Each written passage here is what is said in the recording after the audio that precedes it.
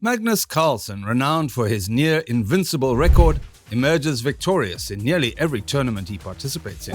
However, there are occasional and surprising moments when unexpected adversaries swiftly dismantle Magnus within seconds, revealing their deadly skills. Commencing with Alexander Morozevich. In a memorable encounter, Magnus Carlsen faced off against the formidable Alexander Morozevich. As the clock began ticking, Magnus kicked off the game by initiating his opening move, advancing his white pawn to c4. In a swift response, Alexander countered by moving his pawn to e6. As the initial moves unfolded, the game transitioned into an intriguing English opening. White strategically positioned their pawns on squares c4 and g3, while black's pawns confidently stood on d5 and e6, setting the stage for a compelling encounter. Morozevich captures Magnus's pawn on c4. Magnus moves his bishop to g2 before castling his king. Things go very fast. In this position, Magnus Carlsen has already castled, while none of Morozevich's pieces are developed. But wait, Morozevich has an extra pawn on c4. It may be an advantage in the future. Thus, he wants to defend it with another pawn to b5. After a few seconds of thinking, Magnus places pawn to a4, attacking black's middle pawns with a hope to break the chain. A reminder that Magnus has the white pieces he really needs to win this game. After Morozevich moves his bishop to the diagonal to b7, Magnus pushes the pawn to b3 and the players start trading pieces. Magnus develops his queen to b3 in the process, and then he also puts his bishop on the diagonal behind the queen. Eventually it seems that Morozevich has a slight advantage here. Notably, Magnus appeared dissatisfied with his current position. However, this sentiment quickly shifted as he embarked on a series of moves that initiated a formidable assault, leveraging his knights to target Morozevich's king.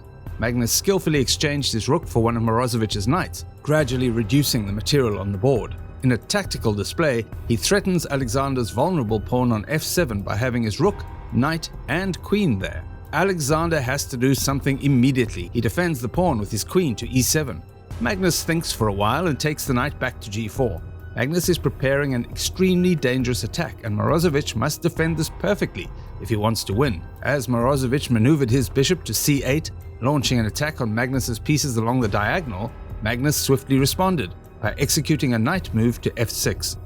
This move forced a trade of all remaining pieces on the board. Although Magnus aimed to introduce his queen to infiltrate Morozevich's position, time was not on his side. Regrettably, his efforts proved futile as the opportunity had already slipped away. Morozevich already has too much extra material and only needs to trade pieces off to win the game. He captures Magnus's rook and becomes more influential. Players start trading and it looks very powerful. As long as they are nearing the endgame, here comes the thought that Magnus, the best endgame player of all times, will get the advantage. But no.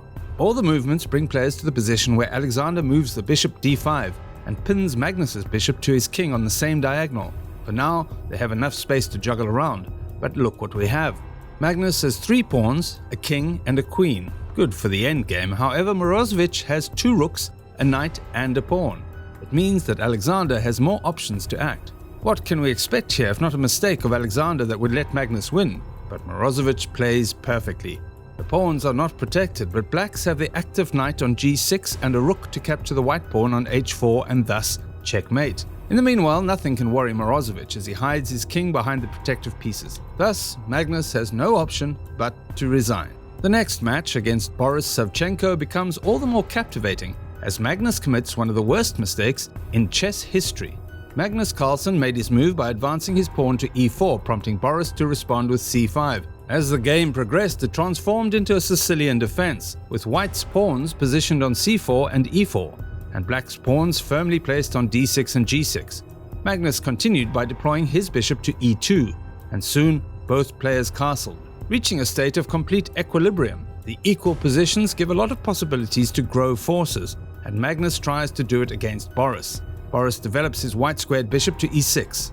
Magnus considers the ways to make a powerful attack. He starts with playing his bishop to e3 with the idea to push his pawn to f4 with the next move. Boris looks confident and he definitely knows about danger. Magnus prepares thus to avoid all the unnecessary moves. He develops his queen to a5. Thus, first his rooks get the connection on the back rank. It is a huge achievement indeed. Magnus moves his rook to b1.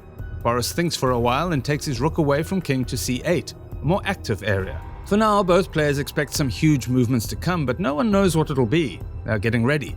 Magnus has all knight and bishops in the great center, while Boris has his knights and white squared bishop on the line before pawns. Moreover, both kings are castled. It is time to act. Magnus goes ahead with his pawn to f4. Boris decides to retreat his knight to d7 and hide it for a while. Magnus wants to go on being active and looks for the next move, but makes a scary mistake. Magnus pushes his knight to d5. Unfortunately, he allows Boris to capture a free pawn on a2, demotivating. Boris quickly noticed and captured the pawn with his queen, prompting Magnus to push his pawn, evidently having a plan in mind. After a few more moves, Boris plays his knight f6, a blunder, allowing Magnus to play knight c3, after which Boris moves his queen to a6. Magnus seizes the opportunity to play his pawn to b5, securing a winning position by capturing Boris's knight. Realizing his mistake, Boris acknowledges his blunder and sacrifices his knight, opting to continue the game in the face of adversity. Magnus is in control now. He replies to Boris, and once they have their bishops traded off. Moreover, Magnus pushes the queen to d3 and offers a queen trade. Boris should not take as long, as then the endgame begins, and it is the worst possible idea to start it too early and against Magnus. However, Boris decides to take the pawn. That move allows Magnus to trade queens and move his black squared bishop to b6. Magnus is well aware that he has a significant advantage in this game, as Boris is not as skilled in endgames as he is. Boris plays his pawn to f5, after which Magnus brings his king to f1. Players trade a set of pawns, and Boris takes the last white pawn with the bishop that was hiding in the castle. This is another Boris mistake. Magnus pushes his pawn to h3. In his turn, Boris moves his king closer to center to f2. Then Magnus moves his rook up, trying to stack rooks. Here we see the position looks safe for Magnus, and Boris has a lot of threats in the air. Let's imagine Boris moves his rook to b3. What for? Is there a purpose? Or Boris makes a gift to Magnus saying, "Please capture my rook for free." Magnus does that. Players trade pieces, and all the passage ends up with Magnus's rook capturing the piece on c8. But wait, the trade would give a chance to Boris to promote a pawn to a queen. That would be dangerous and crazy. Besides, Magnus does not want it. Yes, he predicted it as well. Thus, Magnus moves his rook to d1 instead, giving Boris a free pawn. This results in a boring equal position.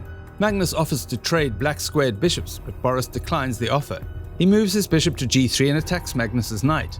Magnus moves his bishop back to e3, which Boris attacks with rook to e5.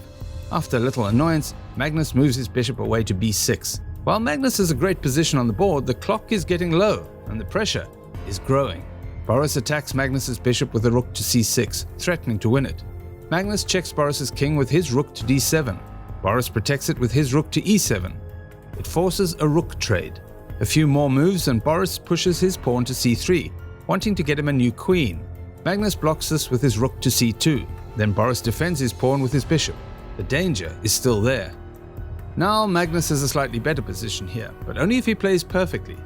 A few more moves are played, and Magnus grabs the pawn with his bishop that was waiting on a5. Players keep trading material. Finally, Magnus has a rook and 2 pawns, while Boris has a bishop and 4 pawns. Just take a look. Then he stops the clock. The game is over because of the illegal move. The game serves as a reminder that unwavering passion for chess and a relentless drive to play can overcome any obstacle. If you enjoyed the video, please subscribe and give it a thumbs up. We will continue to bring you more thrilling chess games in the future.